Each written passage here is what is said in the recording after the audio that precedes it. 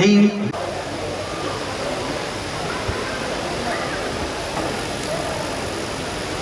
हमारा दायित्व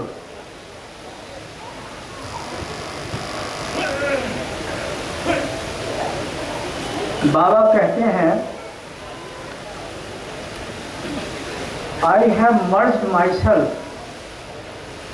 in my mission. If you want to see me in my mission. ये हमारा मिशन क्या है? आनंद मार्ग।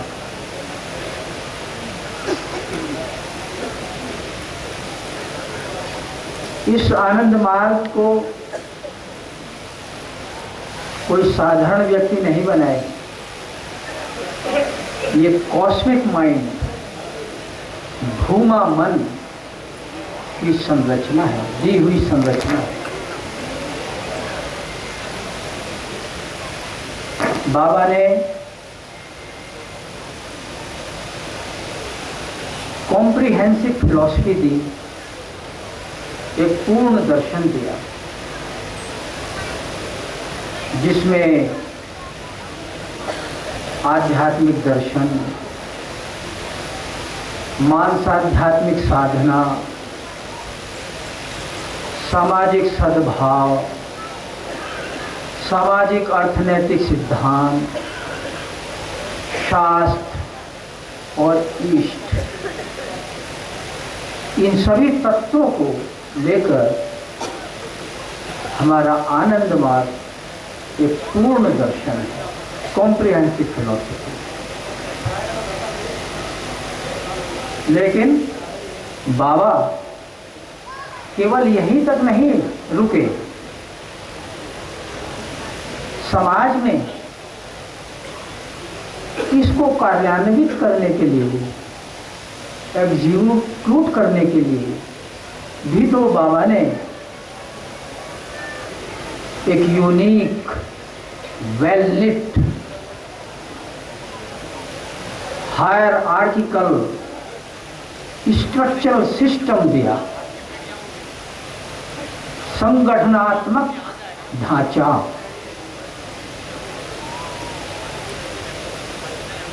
तो ये उनकी एक प्लान है कि कैसे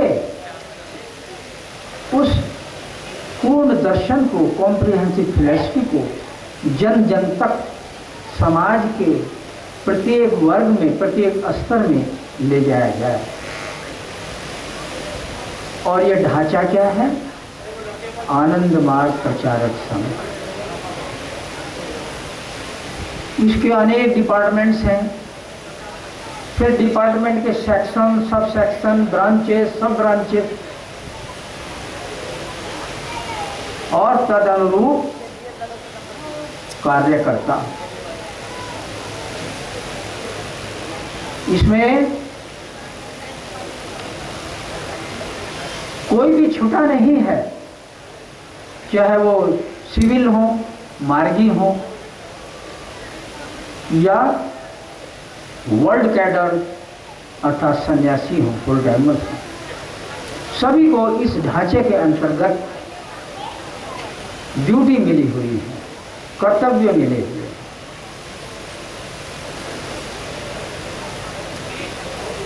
फिर बाबा ने केवल इतना तक ही नहीं बाबा ठहरे, इस स्ट्रक्चर को और आगे बढ़ाने के लिए, एग्जीक्यूट करने के लिए प्लान भी थी, योजनाएं। हर डिपार्टमेंट की, आनंद मार्ग प्रचारक संघ की अपनी अपनी योजनाएं। उदाहरण स्वरूप प्रौत दर्शन को लें, इसका भी एक स्ट्रक्चर है, प्राउटिस्टिक स्ट्रक्चर, और इसको एग्जीक्यूट करने के लिए योजना है, समाज, एलजी इत्यादि, फेडरेशन।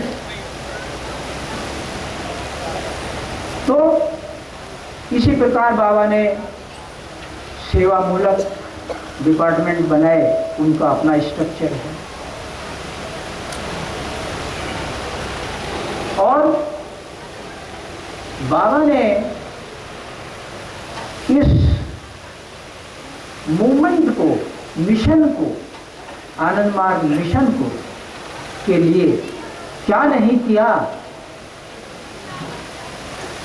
बड़ी बड़ी हस्तियां बाबा का विरोध करती थी, बाबा को कितने कष्ट उठाने पड़े इस मिशन के लिए, लेकिन बाबा को तो एक विश्वव्यापी आनंद परिवार बनाना था। उसके लिए, उस परिवार के लिए बाबा ने कितनी तपस्याएं की, हम सभी लोग जानते हैं। कोई भी अनभिज्ञ नहीं है, कहने की आवश्यकता नहीं है। तो ये जो बाबा ने स्ट्रक्चरल सिस्टम दिया है, अगर इस पर हम ध्यान नहीं देंगे तो फिर ये तो महल के समान धराशायी हो जाएगा। तो आज सबसे पहली बात हमको सिस्टम में आने की है। स्पीड आ जाएगी, अभी हमको ये जो सिस्टम है बाबा का दिया हुआ structure system, hierarchical structural system, संगठनात्मक संरचना, इसके प्रति हम लोगों को बहुत ही बड़ा दायित्व मिला हुआ है। किसी भी संगठन की बुनियाद के लिए कई बातें जरूरी हैं। उनके सदस्यों के मध्य परस्पर प्रतिबद्धता हो, उनमें सकारात्मक सोच हो, मैत्री भाव हो, सद्भावना हो, तभी उसकी बुनियाद मजबूत बन सकती है। इसलिए हमारे जो सेंट्रल वर्कर्स जाते हैं सेमिनार्स लेने के लिए, वो इस पर एक क्लास अवश्य लेते हैं, ताकि प्रत्येक मार्गी इस संगठनात्मक ढांचे से अवगत हो जाए। क्योंकि काम करने के लिए एक सिस्टम चाहिए। अगर सिस्टम नहीं रहेगा, पद्धति नहीं रहेगी, तो फिर वो जो फिलॉसफी है, कॉम्प्रिहेंसिव फिलॉसफी, वो कागज के पन्नों में ही रह जाएगी। तो इसके लिए किस चीज की आवश्यकता है? इसके लिए हम लोगों को बनना होगा इष्टनिष्ठ और आदर्शनिष्ठ। बाबा कहते हैं कि यदि कोई इष्ट को नहीं मानता है लेकिन आदर्श को मानता है, तो वह आदर्श पर नहीं चल सकता। कुछ दूर चलेगा और हट जाएगा रास्ते से। आदर्श पर चलना उसके लिए संभव नहीं होगा, क्योंकि आदर्श पर चलने के लिए जो शक्ति, प्रेरणा, साहस, वो सब ईश्वर से ही मिलता है। तो बाबा हमारे इष्ट हैं और आनंद मार्ग हमारा आदर्श है। हमको दोनों ही बनना होगा, इष्टनिष्ठ और आदर्शनिष्ठ, इष्ट निष्ठा और आदर्श निष्ठा। फिर यदि कोई आदर्श को नहीं मानता है, आनंद मार्ग की आचरण संहिता है, कोड ऑफ कंडक्ट्स हैं, रूल्स रेगुलेशंस हैं, उनको नहीं मानता है, लेकिन ईश्वर के प्रति, गुरु के प्रति, प्रिसेप्टर के प्रति श्रद्धा है, तो ऐसा आदमी भी ज़्यादा दिन नहीं टिकेगा और उसका विश्वास भी ईस्ट से डोल जाएगा। इसलिए ईस्ट और आदर्श परिपूरक हैं, एक दूसरे के पूरक हैं, सप्लीमेंट्री एंड कॉम्प्लीमेंट्री। हमको भक्ति के द्वारा, बिना भक्ति के इष्टनिष्ठ नहीं बन सकते। इसलिए बाबा ने कहा, देखो जी, मेरा आगमन बहुयामी है, परंतु सबसे प्रमुख उद्देश्य मेरे आगमन का क्या है जानते हो? वह है पूरे विश्व को भक्ति की गंगा में बहा देना। बाबा ने वही किया।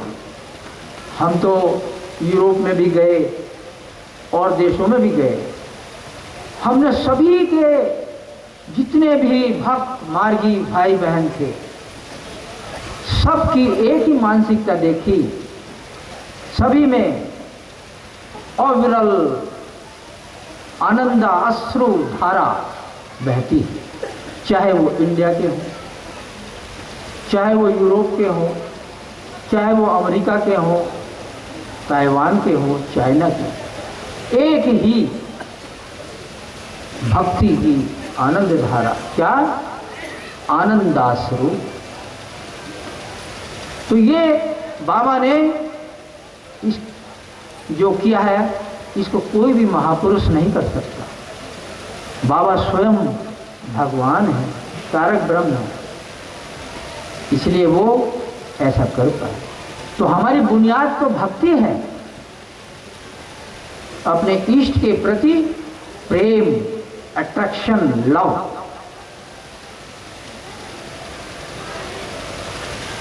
तो भक्ति होने से इष्ट प्रेम भी आ जाता है,